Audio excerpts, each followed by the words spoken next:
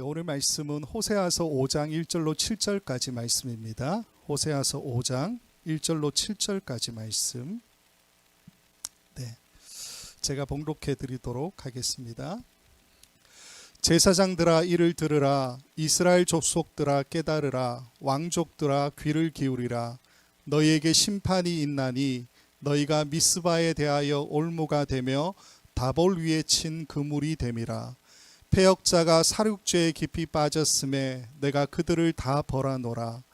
에브라임은 내가 알고 이스라엘은 내게 숨기지 못하나니 에브라임아 이제 내가 음행하였고 이스라엘이 더러워졌느니라. 그들의 행위가 그들로 자기 하나님에게 돌아가지 못하게 하나니 이는 음란한 마음이 그 속에 있어 여호와를 알지 못하는 까닭이라. 이스라엘의 교만이 그 얼굴에 드러났나니 그 죄악으로 말미암아 이스라엘과 에브라임이 넘어지고 유다도 그들과 함께 넘어지리라. 그들이 양떼와 소떼를 끌고 여호와를 찾으러 갈지라도 만나지 못할 것은 이미 그들에게서 떠나셨음이라. 그들이 여호와께 정조를 지키지 아니하고 사생아를 낳았으니 그러므로 세 달이 그들과 그 기업을 함께 삼키리로다. 아멘. 집사님 마이크 오렌지 색깔을 조금 낮춰주세요. 오렌지 색깔. 왼쪽으로 낮추면. 네. 마이크 잠깐만 좀 조정했습니다. 3장을 제외하고 지금 호세아서를 계속 보고 있는데 3장을 제외하면요 2장부터 하나님께서 본격적인 이야기를 계속하는 것을 우리가 보게 되죠. 1장과 3장의 이야기는 호세아의 가정사, 하나님께서 그것을 들어주셔서 고멜에게 혹은 또 다른 여인에게 가서 그 음란한 여자를 취하라, 데리고 와라, 맞이하라 이렇게 이야기하는 장면들이 1장과 3장에 나오고요. 2장부터 시작되는 이야기는 실질적으로 고발하시고 심판하시고 또 회복해 하시는 하나님의 말씀이 계속해서 나오는 것을 우리가 보게 됩니다. 그 첫 번째 고발의 내용이 4장에서 이제 분명하게 나오는데 우리가 살펴본 4장의 이야기를 그냥 한 단어로 정리하면 우상 숭배에 대해서 하나님께서 고발하시는 내용이라는 거죠. 우상 숭배를 여러 번 말씀을 드렸지만 어떤 다른 종교를 믿는다거나 어떤 신상을 섬긴다거나 물론 우리가 이제 일반적으로 우상 숭배 그러면 이제 그렇게 생각을 하지만 성경이 말하는 우상 숭배라는 것은 다른 의미가 있다고 말씀을 드렸습니다. 간단하게 말씀을 드리면 결국에는 나를 위해, 나만을 위해, 우리만을 위해서 살겠다라고 하는 것이 우상 숭배의 저변에 깔려 있는 생각이라는 거죠. 그러니까 하나님께서 앉으셔야 될 그 자리에 때로는 나 자신을 두고요. 아니면 어떤 우리가 섬길 만한 우상을 거기에다 두고 그리고 그 우상을 통해서 나 자신에게 무언가 떨어지기를 기대하는 그 마음. 그게 우상 숭배의 가장 핵심적인 내용이다라는 겁니다. 자, 오늘 본문의 이야기는 그 우상 숭배 이야기가 그대로 연결이 됩니다. 5장으로 넘어왔지만 오늘 본문의 이야기까지 계속해서 우상 숭배에 대한 이야기를 하고 있는데 다른 점이 있어요. 그 다른 점이 뭐냐 하면 특별히 오늘은 말씀을 전하는 그 대상이 분명하게 결정이 되어져 있습니다. 1절 말씀을 보면 일단 이렇게 되어 있어요. 앞부분만 저희가 보는데 제사장들아 이를 들으라. 이스라엘 족속들아 깨달으라. 왕족들아 귀를 기울이라. 이렇게 되어져 있습니다. 즉 순차적으로 제사장들, 이스라엘 족속들 그리고 왕족들을 언급하고 있죠. 제사장들은 우리가 다 알고 있듯이 그 제사장을 이야기합니다. 그러니까 하나님 앞에 올바른 제사를 드리기 위해서 이제 모든 제사를 집례하고 인도하는 그 사람들, 또 때로는 율법을 가르치는 그 제사장들, 그들을 이야기하고 있죠. 근데 4장 8절 말씀을 보면요, 하나님 앞에 이렇게 제사의 의무를 제대로 수행해야 될 이 제사장들이 다른 것에 관심이 있습니다. 4장 8절 말씀은 이렇게 되어 있죠. 그들이 내 백성의 속죄 제물을 먹고 그 마음을 그들의 죄악에 두는도다. 무슨 말이냐 하면요, 제사를 드리는 것보다 뭐에도 관심이 많다는 겁니까? 제밥에 더 관심이 많아요. 하나님 앞에 드리는 속죄의 제물을 통해서 백성들의 죄를 사는 것에 관심이 없고요. 그것보다 뭐가 더 관심이 있다는 겁니까? 속죄 제물. 그 제물을 드리고 난 다음에 자기들에게 떨어질 그 몫에 더 관심을 가지고 있었다라는 것을 지적하고 있다라는 겁니다. 이게 제사장들에게 대한 지적의 이야기고요. 1절에 보면 이스라엘 족속들이라고 또 나오죠. 그러니까 그 히브리어로 보면 베트 이스라엘 이렇게 되어 있는데 그냥 직역하면 이스라엘의 집이라는 뜻을 가지고 있죠. 이스라엘의 집 이렇게 이야기하면 당시 사회에서는 어떻게 통용이 되느냐 하면 중산층이나 상류층을 형성하고 있는 일반 서민들을 이야기하고 있습니다. 물론 이들이 정치 지도자나 종교 지도자에 해당되는 사람들은 아니지만 스스로는 어떤 마음을 가지고 있냐면 내가 하나님의 백성이다. 선민이다. 내가 아브라함의 자손이다라고 하는 자부심이 가득했던 그 사람들. 근데 수준이 약간 중산층 이상 되는 그 사람들. 그들을 가리키는 말이 이스라엘 족속들이라는 단어라는 겁니다. 마지막으로 왕족들이 나오는데 베트 함멜레크라고 해서 말 그대로 왕의 집 이런 뜻을 가지고 있습니다. 여기에서 이 그 왕족들이라고 하는 베트 함멜레크는 앞에 나왔던 베트 이스라엘하고 대조적으로 쓰이고 있는 표현으로 보시면 돼요. 무슨 말이냐면 앞에 이스라엘 족속들이라고 이야기했던 그 사람들하고 다른 부류의 왕족들을 이야기하겠죠. 그러면 보다 높은 신분을 가진 사람들 이렇게 해석이 가능하다라는 겁니다. 그래서 왕족이거나 왕궁에서 정치에 관여하는 사람들, 사회 지도자 이렇게 이야기할 수 있고요. 사회적으로 최상위 계층에 있는 사람들을 부르는 말이 바로 왕족들이라는 겁니다. 정리하면요. 1장에서 세 부류의 사람들에게 하나님께서 말씀을 전하고 계시죠. 어떤 사람들입니까? 제사장들, 이스라엘 족속들 그리고 왕족들이죠. 이들에게 하나님께서 말씀을 전해 주시는데 어떤 이야기를 하시느냐? 1절 말씀을 다시 보시면요. 제사장들에게는 이를 들으라 이야기하시죠. 이스라엘 족속들에게는 깨달으라 말씀하시고 왕족들에게는 귀를 기울이라 라고 말씀하고 계시다는 겁니다. 여기서 들으라라고 하는 이 단어가 쉬메우라는 단어고요. 깨달으라라는 단어는 하크시부라는 단어고 귀를 기울이라라는 뜻은 하나지누라는 단어입니다. 그러니까 각각 다른 단어를 지금 쓰고 있는데 잠깐만 보면요. 들으라라고 이야기하는 이 쉬메우라는 단어는 우리가 너무 잘 아는 단어 샤마에서 온 단어입니다. 그러니까 신명기 6장에 나오는 이스라엘아 들으라 할 때 그 들으라. 이게 바로 오늘 본문에 나오는 쉬메우라는 단어라는 겁니다. 깨달으라라는 단어의 하크시부는 사실 원형이 뭐냐면 카샤브라고 하는 단어예요. 카샤브. 근데 이 단어의 뜻이 뭐냐 하면 듣다, 주의하다, 조심하다, 귀를 기울이다, 경청하다, 주목하다 이런 뜻을 가지고 있어요. 왕족들에게는 귀를 기울이라 이렇게 말씀하죠. 이 단어가 하나진우인데 원형이 아잔이고요. 뜻이 듣다, 경청하다예요. 대충 눈치를 채시겠지만 조금 이따 말씀을 드리고 여기에서 우리가 좀 주목해 볼 단어가 뭐냐 하면 두 번째로 나오는 깨달으라라고 이야기하는 이 단어가 카샤브라는 단어에서 변형이 된 하크시부라는 단어입니다. 근데 카샤브라고 하는 이 단어가 성경에 45번 정도, 45번 정도 나오는데 맨 먼저 등장하는 곳이 어디냐 하면 우리가 너무 잘 아는 사무엘상 15장 22절 말씀입니다. 이렇게 되어 있어요. 사무엘이 이르되 여호와께서 번제와 다른 제사를 그의 목소리를 청종하는 것을 좋아하심같이 좋아하시겠나이까. 순종이 제사보다 낫고 듣는 것이 수량의 기름보다 나으니. 여기에서 듣는 것으로 번역이 된 이 단어가 바로 카샤브라는 단어라는 거예요. 이 말씀을 왜 보여드리느냐 하면 사무엘상 15장 22절에서 이야기하고 있는 깨달으라, 오늘 우리 본문에는 그렇게 이야기하죠. 사실은 들으라, 경청하다 이런 뜻을 가지고 있는데 여기서 듣는 것이라고 이야기하는 이것의 의미가 뭐냐? 하나님께서 번제나 다른 모든 제사나 모든 제물보다 더 좋아하는 것이 뭐라고요? 하나님의 음성을 듣는 것, 하나님의 말씀을 듣는 것, 그것을 이야기하고 있죠. 사실 사무엘상 15장 22절 말씀에는 우리가 봤던 첫 번째의 그 샤마라고 하는 단어도 나옵니다. 어떻게 나오느냐? 청종하는 것을 좋아하심 같이라고 할 때 청종하다라는 이 단어가 샤마고요. 그리고 순종이 제사보다 낫고라고 이야기할 때 그 순종으로 쓰인 대사도 동일하게 샤마라는 단어예요.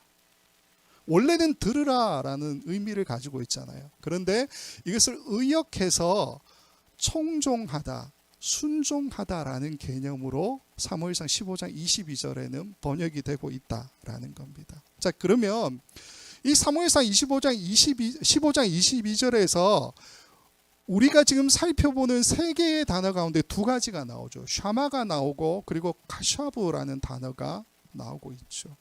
결국에는 이 단어를 통해 우리에게 알려주는 것이 뭐냐? 하나님께서 번제나 다른 제사나 모든 제물들보다 더 좋아하시는 것이 뭐라고요?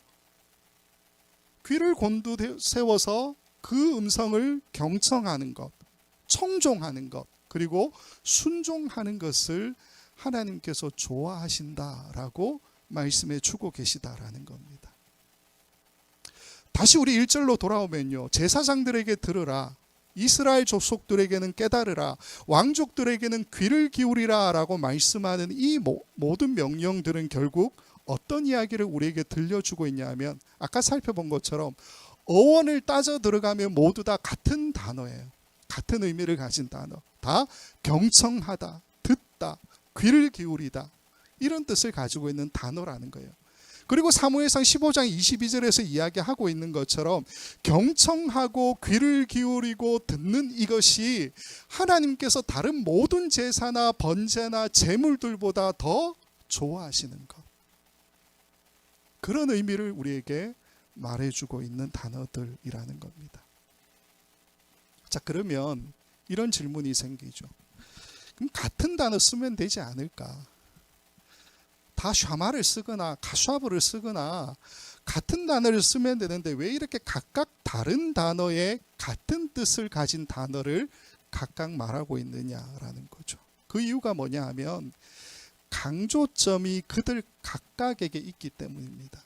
무슨 말이냐 하면 그들 각각의 제사장들, 이스라엘 족속들, 그리고 왕족들에게 하나님께서 요구하시는 것이 뭐라고요? 듣는 것, 경청하는 것, 순종하는 것. 그들 각자가 그 음성에 반응해야 되고요. 순종해야 되는 것. 그것을 강조하기 위해서 의미는 같지만 다른 단어를 3번 반복해 주고 있다라는 겁니다. 자, 그러면 제사장들, 이스라엘 족속들, 왕족들에게 경청하라, 귀를 기울이라 하나님께서 말씀하시는 그 이유가 뭐냐? 우린 그걸 살펴봐야 되겠죠. 5장 1절 뒷부분을 보면 이렇게 되어 있습니다.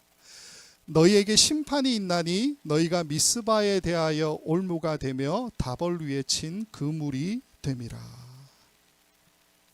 일단은 우리가 제일 먼저 보아야 될 것은 너희에게 심판이 있나니 라는 말씀이죠. 여기서 심판은 함미슈파트라는 단어입니다. 우리가 잘 아는 공의를 이야기할 때 미슈파트 이야기하잖아요. 거기에 함이라고 하는 단어가 같이 붙어 있어서 함미슈파트인데 뜻이 뭐냐 하면 공의로운 재판, 공정한 심판 이런 뜻을 가지고 있습니다. 자, 여기에서 너희에게 심판이 있나니라는 이 말은 사실은 하나님의 말씀을 따르지 않고 우상 숭배에 빠져 있는 이 제사장들과 이스라엘 족속들과 왕족들에게 주는 심판의 말씀이죠. 너희에게 심판이 있나니.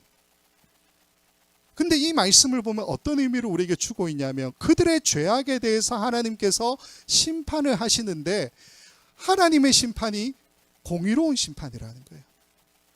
공정한 재판이라는 거예요. 그 이야기를 우리에게 해주고 있다라는 겁니다. 우리 마음은 그렇잖아요. 사실 생각해보면 이 사람들한테, 이 지도자들에 해당되는 이 사람들한테 공의로운 재판, 공정한 이런 심판이라고 하는 것이 우리 마음에 용납이 안 될 수 있잖아요. 사실 세상에서 누려볼 것들을 다 누려본 제사장들, 이스라엘 족속들, 왕족들 아닙니까?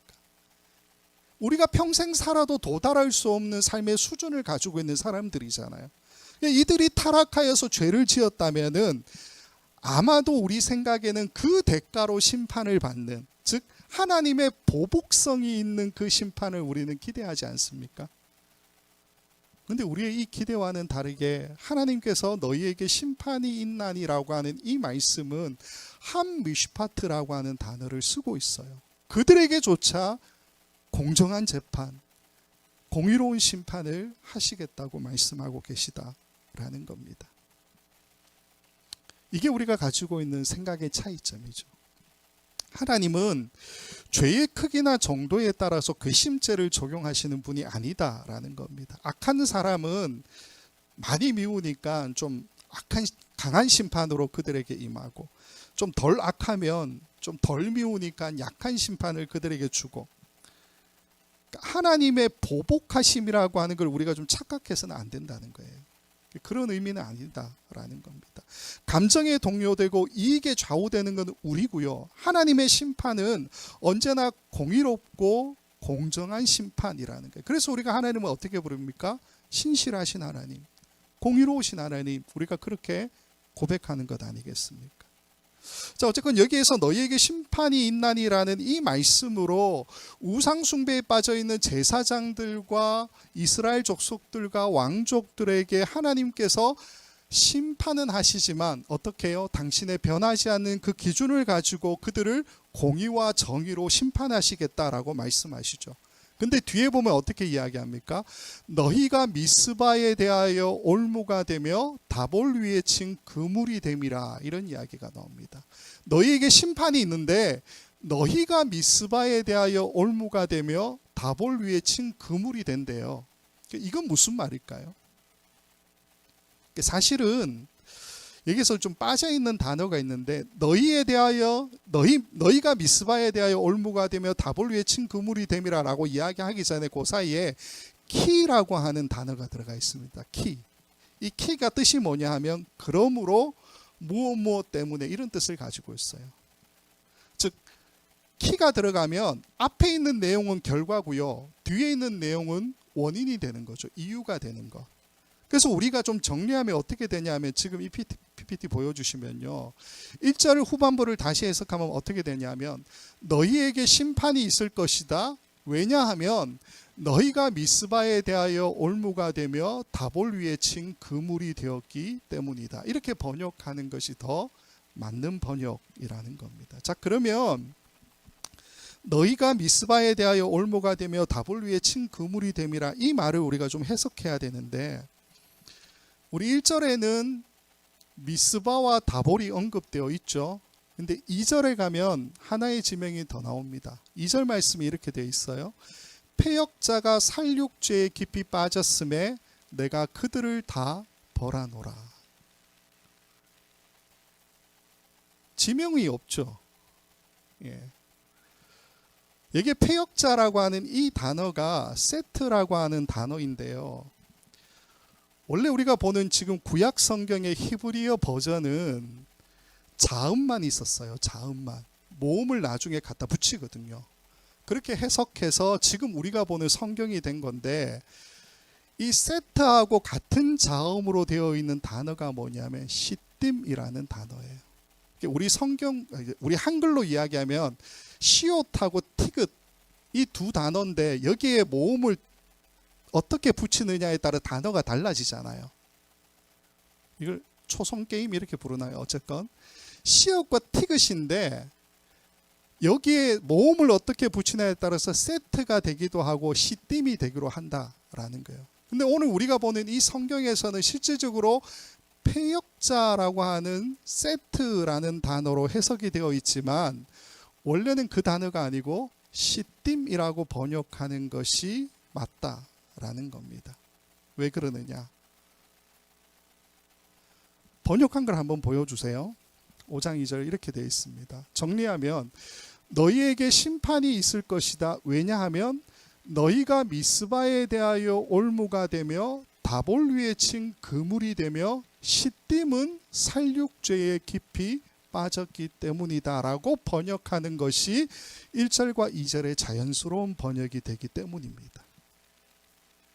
자, 그러면 미스바와 다볼과 시딤을 왜 언급하느냐, 왜 이렇게 우리가 해석을 해야 되느냐, 여기에 대해서 한번 좀 살펴볼게요.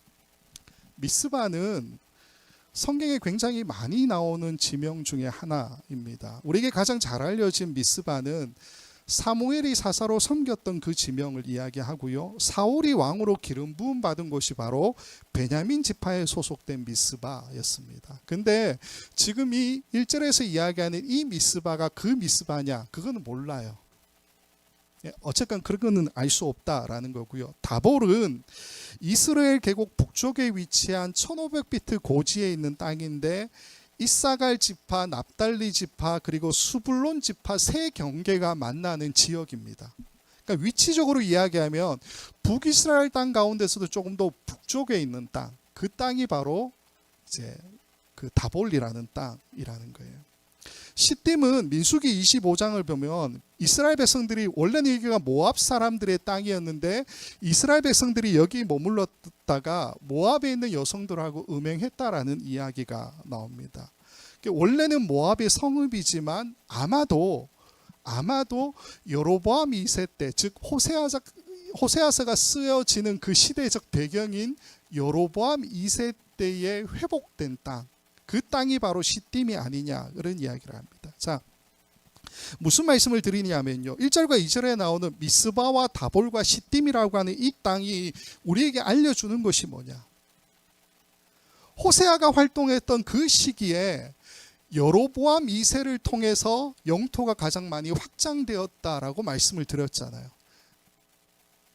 나라가 나누어지고 난 다음에 솔로몬 시대만큼 북이스라엘이 땅을 회복한 그 시기가 바로 여로보암 2세 때의 시기라는 거예요. 그런데 이 시기가 어떤 시기라고요?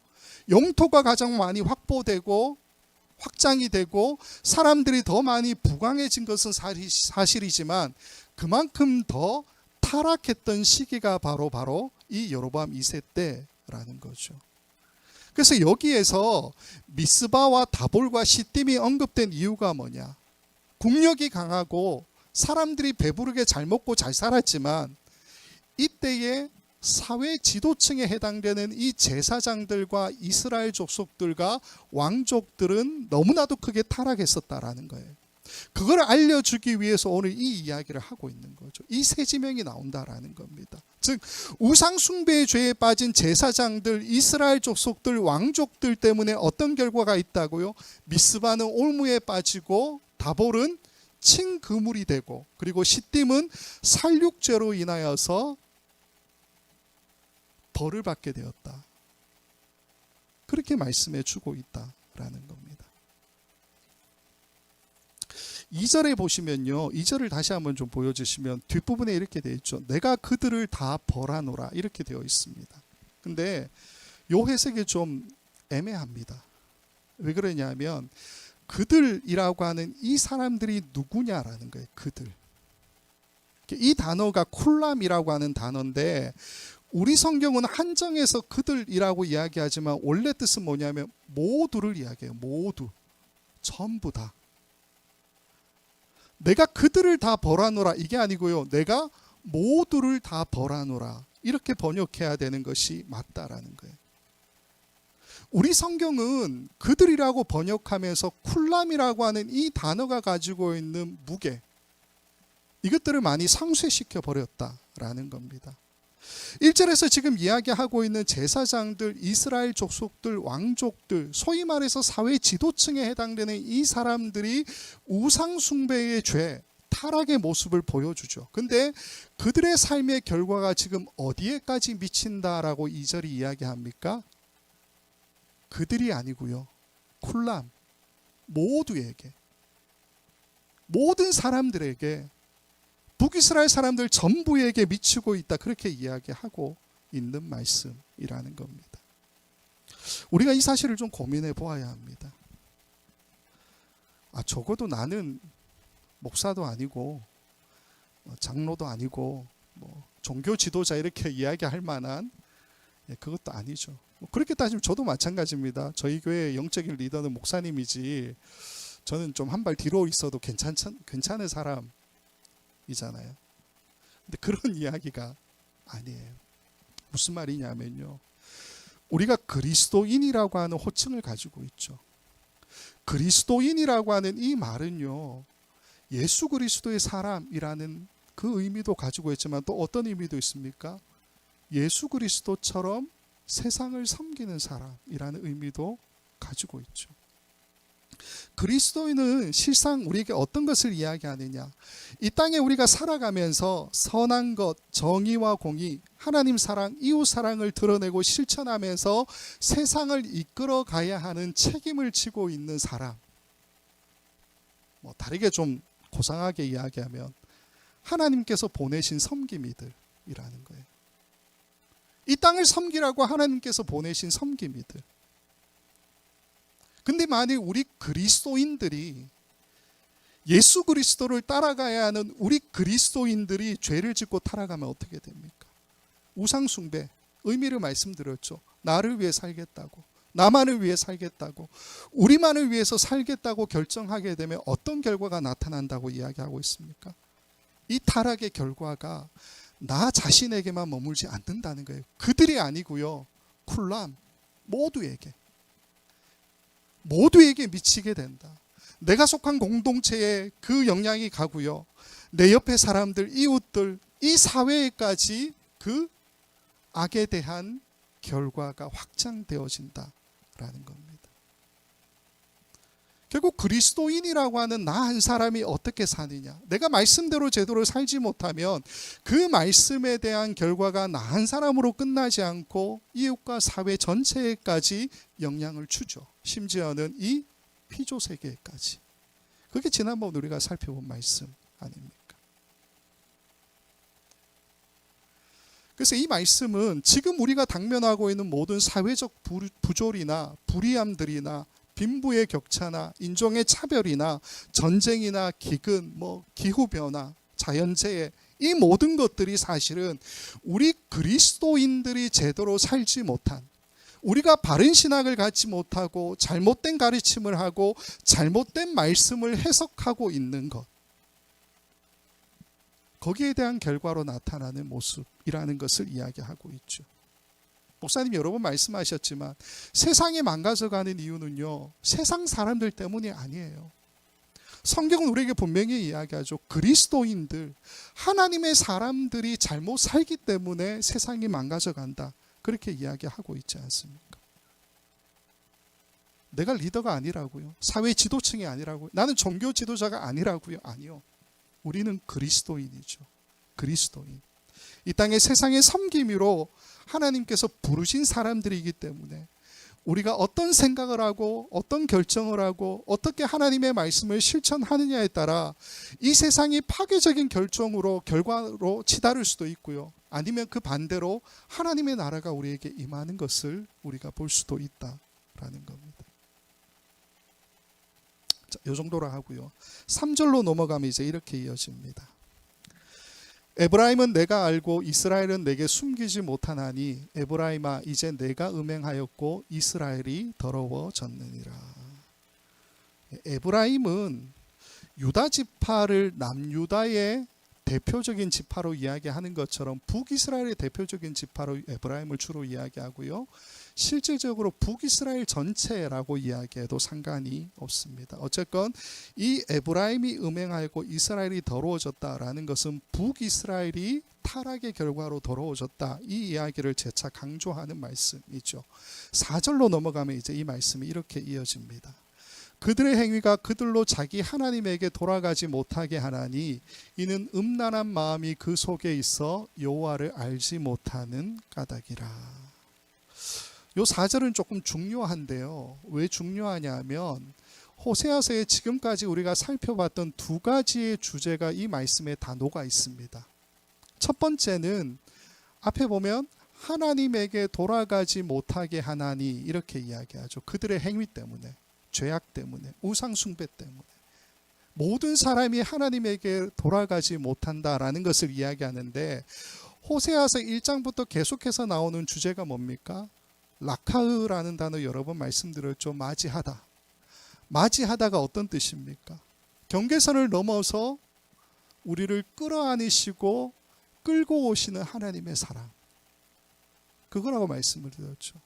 4장에 가면은 신부값을 지불하시는 하나님의 모습이 나오죠. 타인의 사랑을 받아서 음녀가 된 그 여자를, 3장이네요. 그 여자를 신부값을 주고 다시 사오셔서 하나님과의 새로운 언약의 관계로 다시 데리고 오시는 그 모습, 이게 하나님께서 우리에게 보여주시는 사랑의 모습이잖아요. 근데 이 모습하고 반대라는 거예요. 그들의 행위로 인해서 그들로 자기 하나님에게 돌아가지 못하게 했다라고 말씀하고 있죠. 두 번째는 맨 마지막에 보면요, 4절 다시 보여주시면 여호와를 알지 못하는 까닭이라 이렇게 이야기하고 있죠. 우리가 자주 살펴봤었지만 호세아서에 자주 나오는 이야기 중에 하나가 여호와를 아는 지식이라는 겁니다. 4장 말씀을 보면 하나님께서 이스라엘 백성들하고 논쟁하시죠. 논쟁하시는 이유가 뭡니까? 그들에게 진실도 없고 인애도 없고 하나님을 아는 지식도 없기 때문에 논쟁하시죠.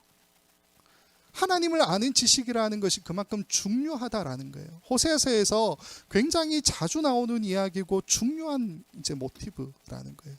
근데 지금 북이스라엘 백성들의 이 특별히 사회 지도층들은 음란한 마음이 그 속에 있어서 여호와를 알지 못하게 되었다라고 이 4절에서 말씀하고 있다라는 겁니다. 사실 우리가 3절과 4절을 좀 간단하게 살펴봤지만 아마도 저는 그렇게 생각합니다. 우리가 숨기고 싶은 마음을 하나님께서 말씀하고 계시는 말씀이 3절과 4절이 아니냐라는 거예요. 하나님에게 돌아가지 못하고 여호와를 알지 못하는 이 상태가 지속되고 있고 더 나빠지고 있죠. 왜요? 관심이 없으니까요. 제밥에만 더 관심이 있으니까, 하나님보다 다른 것에 더 관심이 있으니까 이 상태가 지속이 되고 더 나빠짐에도 불구하고 사람들은 어떻게 생각하고 있습니까? 나라가 너무너무 잘 살잖아요. 영토가 더 많이 확장이 되고 있고 점점 많은 부들이 그들에게 쌓이고 있기 때문에 모든 일이 다 잘 되고 있다라고 생각하죠. 그게 자기 기만 아닙니까? 자기 기만. 스스로 그렇게 생각하면서 나도 속이고 하나님도 속이는 모습을 보여주더라라는 겁니다. 근데 이 3절과 4절은 우리에게 그걸 이야기해줘요. 너희가 자기 기만에 빠지고 나를 속이려 한다 할지라도 나 하나님은 다 알고 있다고. 그게 3절과 4절에 기록된 말씀이라는 겁니다. 사실 우리도 비슷하죠. 왜 비슷합니까? 우리도 하나님에게 돌아가지 못하고 여호와를 알지 못하는 이 상태가 지속되고 더 나빠지고 있음에도 불구하고 좀 괜찮으면, 잘 되고 있으면 어떤 마음을 가집니까? 뭐 이 정도면 괜찮겠지. 그죠? 안 되면 또 어떻게 생각합니까? 아우, 삶이 너무너무 힘들어. 녹록치 않아. 아우, 너무 바빠.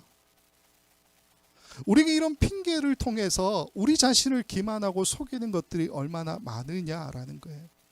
괜찮다는 자기 위로가 때로는 하나님으로부터 우리를 멀어지게 하는 생각일 수도 있다라는 겁니다. 근데 이 3절과 4절은 우리에게 그걸 이야기하죠. 하나님께서 우리의 그런 모든 기만을 아신다고, 모든 것을 다 알고 모든 것을 다 보고 계시다고 말씀하고 계시다라는 겁니다. 자, 그럼에도 이렇게 자기 기만, 하나님을 속이는 이러한 생각들의 결과가 어떻게 나타나느냐, 호세아서 5장 5절부터 7절 말씀을 보면 이렇게 되어 있습니다. 이스라엘의 교만이 그 얼굴에 드러났나니 그 죄악으로 말미암아 이스라엘과 에브라임이 넘어지고 유다도 그들과 함께 넘어지리라. 그들이 양떼와 소떼를 끌고 여호와를 찾으러 갈지라도 만나지 못할 것은 이미 그들에게서 떠나셨습니다. 그들이 여호와께 정조를 지키지 아니하고 사생아를 낳았으니 그러므로 세 달이 그들과 함께 그 기업을 삼키리로다. 결과는 세 가지죠. 말씀을 계속 보여주시면요, 이스라엘과 에브라임이 넘어지고 유다도 그들과 함께 넘어지리라. 이게 첫 번째고요. 두 번째는 하나님께서 그들을 떠나셨기 때문에 그들이 하나님을 만나지 못하게 될 거다라고 이야기하는 게 6절이죠. 그리고 7절을 보면 세 달이 그들과 그 기업을 함께 삼키리로다 이렇게 되어져 있습니다. 자, 근데 5절과 6절은 이해가 되시죠? 에브라임이 넘어지고 유다도 그들과 함께 넘어지리라. 그죠? 이해가 되시죠? 그들이 하나님을 찾지만 하나님이 그들을 떠나셨기 때문에 그들이 만나지 못한다. 이해가 되시죠? 자, 그러면 우리에게 숙제는 세 달이 그들과 그 기업을 함께 삼키리로다. 이게 우리에게 숙제가 되죠. 오해가 좀 있습니다. 제가 주석을 여러 번 봤었는데 이 세 달이라고 하는 이거 나중에 보여주세요. 이 세 달이라고 하는 이 단어를 대부분 초하루 이렇게 이제 월삭 이런 개념으로 좀 많이 해석하고 있어요. 근데 원어를 보면요, 우리 성경은 세 달이 그들과 그 기업을 함께 삼키리로다 이렇게 되어 있지만 원어에는 세 달과 삼키리로다 하는 단어가 같이 붙어서 나옵니다. 연결되어서. 이 단어가 뭐냐 하면 아칼람 호데시라고 하는 단어인데 아칼람이 삼키다고 호데시가 new, 새것 이런 뜻을 가지고 있는 단어입니다. 자, 근데 제가 보는 호세아서 주석은 자주 여러 번 언급했지만 더글라스 스튜어트라고 하는 이 사람은 이 아칼람 호데시라고 하는 이 단어들 사이에 실질적으로는 아인이라고 하는 히브리어 한 단어가 들어가야 된다고 이야기해요. 아인이 Y자 비슷하게 생겼거든요. 어쨌건 이 아인이 들어가면 어떻게 되냐 하면 아칼람 호데시가 아니고 요칼암 호데시라고 하는 새 단어가 됩니다. 자, 그러면 요칼암 호데시는 뭡니까? 암은 우리가 알죠. 백성을 뜻하는 단어. 여러 번 나왔잖아요. 그렇죠? 그러면 요칼암 호데시는 어떤 뜻이냐면 어떤 새로운 민족이 라는 뜻이에요. 어떤 새로운 민족이. 7절을 이제 해석한 걸 직역해서 해석한 걸 보여드리면 이렇게 됩니다. 그들이 여호와께 정조를 지키지 아니하고 사생아를 낳았으니 그러므로 어떤 새로운 민족이 그들과 그 기업을 함께 먹을 것이다. 이렇게 되어져 있습니다. 이게 맞죠, 사실은. 왜 그렇습니까? 역사적으로 북이스라엘은 누구에게 삼켜집니까? 아수르에게 삼켜지죠. 남유다는요, 바벨론에게 삼켜지는 것 아니겠습니까? 그 이야기를 해주고 있는 말씀이라는 겁니다. 자, 그러면 정리해서요. 사회 지도층이 타락함으로 모든 사람에게 하나님의 심판이 임하게 되는데 이 타락의 세 가지 결과를 어떻게 이야기하느냐. 첫 번째 5절은 이스라엘과 에브라임도 넘어지고 유다도 그들과 함께 넘어지리라 이렇게 말씀하죠. 두 번째는 하나님께서 그들을 떠나심으로 그들이 하나님을 만나지 못할 것이다 라고 이야기하고 세 번째는 어떤 새로운 민족이 그들과 그 기업을 함께 삼킬 것이다, 먹을 것이다. 이게 세 가지로 나타나는 결과라는 겁니다. 지금까지 이야기가 진행되는 것을 보면요, 한 가지 특징이 분명하게 드러나 있습니다. 오늘 5장 1절부터 7절 가운데 가장 중요한 특징인데 그 특징이 뭐냐 하면 문제는 사회 지도층이 가지고 있죠. 제사장들, 이스라엘 족속들, 왕족들. 근데 이들의 삶에 대한 하나님의 심판의 말씀은 그 대상을 점점점 확장하고 있다라는 겁니다. 사회 지도층의 죄가 그들 자신에게 뿐만이 아니라 그들이 속한 공동체의 확장이 되고요. 그들의 이웃과 사회까지 점점 확장이 되죠. 심지어는 오늘 5절 말씀에서는 뭐라고 이야기합니까? 이미 갈라져 버린 남유다에게까지 그 영향이 미친다라고 이야기하죠. 7절 말씀을 보면 결국에는 그들이 알지 못하는 어떤 새로운 민족이 와서 그들 모두를 멸망시킬 것이다, 삼켜버릴 것이다 라고 말씀하는 장면으로 오늘 본문의 이야기가 끝이 나더라라는 거예요. 이걸 간단하게 말씀을 드리면 악의 확장성이라는 거죠. 목사님이 좋아하시는 한나 아렌트가 악의 보편성, 악의 평범성에 대해서 이야기했었죠. 악이라고 하는 것은 너무나도 쉽게 잘 전파되더라라는 이야기입니다. 홀로코스트가 분명히 있었지만 2차 세계대전 때 유전하게 광신적이었던 히틀러만의 문제가 아니었다는 거죠. 나치만의 문제가 아니었다는 거죠. 실질적으로 이 전쟁 범죄자들을 다시 재판하는 과정을 이 안나 아렌트가 보면서 어떤 생각을 합니까? 너무나도 평범하게 보이는 이웃 아저씨 같은 사람들. 그들이 홀로코스트와 같은 그런 일들을 저질렀다라는 거죠. 악의 평범성은 마찬가지로 악의 확장성으로 반드시 연결이 되어지게 되어 있다라는 겁니다. 오늘 말씀으로 우리가 다시 이야기를 하면요. 그리스도인인 우리가 하나님 말씀대로 제대로 살지 못할 때 어떤 결과가 나타나느냐. 오늘 그 이야기를 우리에게 던져주는 말씀이라는 거예요. 믿음을 가졌다고 하는 나 한 사람이 어떤 선택을 하고 어떤 삶의 결과를 나타내느냐에 따라서 평범한 모든 사람에게까지 악이 확장이 되고 그 피해가 확대될 수도 있다라는 것을 우리에게 고민하라라고 던져주는 말씀이라는 겁니다. 사실상 우리 모두는 하나로 연결되어져 있지 않습니까? 그런 이야기도 있죠. 한 5단계인가 7단계만 거치면 사람들을 이렇게 거치면 저도 연예인 누구하고 관련이 있다 이런 이야기를 하지 않습니까? 그리스도인인 나 한 사람의 잘못됨이 사회 전체가 악의 확장성 속에 갇혀버리는 그런 결과가 나타날 수 있다라는 거죠. 어제 인터넷 서치를 좀 하다가 재미있는 설문조사 하나를 봤습니다. 한국의 3대 종교인 가톨릭과 불교와 개신교에 대한 사람들의 호감도에 대한 이제 설문조사 결과였는데 결과가 어떻게 나왔느냐? 가톨릭이 52%, 불교가 53%. 대충적인 수치만 말씀을 드려요. 가톨릭이 52%, 불교가 53%. 그럼 우리 기독교는 몇 프로 될 것 같습니까? 놀랍게도 33%가 나왔습니다. 이 수치는 단순하게 종교에 대한 호감도를 이야기하는 게 아니죠. 우리 그리스도인들이 실제로 세상 사람들에게 어떤 모습을 보여주고 있느냐를 말해주는 결과라고 생각이 됩니다. 33%라고 하는 이 수치는 실질적으로 우리가 하나님의 말씀, 복음을 전할 기회가 겨우 33%밖에 없다는 이야기를 해주고 있죠. 33%면 많지 않느냐? 생각해 보세요. 길 가던 10명 중에 제가 복음을 전하기 위해서 접근을 하는 사람들 중 7명은 매몰차게 외면하는 사람들이고요. 나머지 3명은 그나마 말이라도 걸 수 있어요. 그 3명에게 복음을 전해서 우리가 몇 명을 건질 수 있을까요?